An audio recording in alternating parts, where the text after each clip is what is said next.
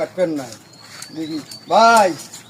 ও ভাই ওইলো চুল কাটা যাবে?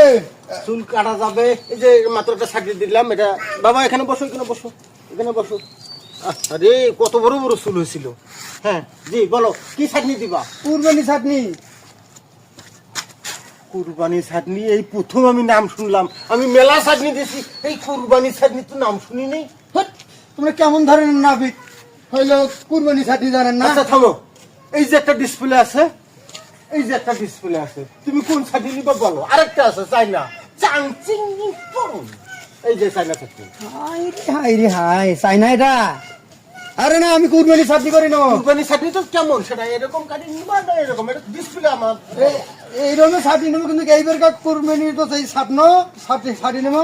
সামনে এবার কুরবানিতে যখন আসি তোমার সাথে যখন দেখা হয়।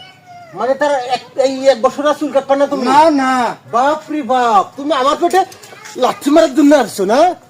সময় কত গরিব মানুষের, হ্যাঁ বাবা সময় কতক্ষণ লাগবে? বাপ রে বাপ, তোমার হবে না, ওই সময় আমি দিতে পারবো না। তুমি যাও, গরিব মানুষের পেটে তুমি লাঠি মারতে আসছো।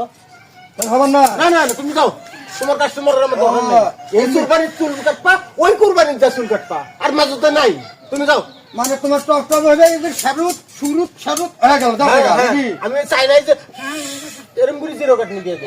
যাও। অতি কুরবানি চাটনি নাই, চাইনার অতি কুরবানি চাটনি নাই। তোমার সাথে আর কথাই বলবো না, তুমি যাও। কোন বিয়াদব লোক রে?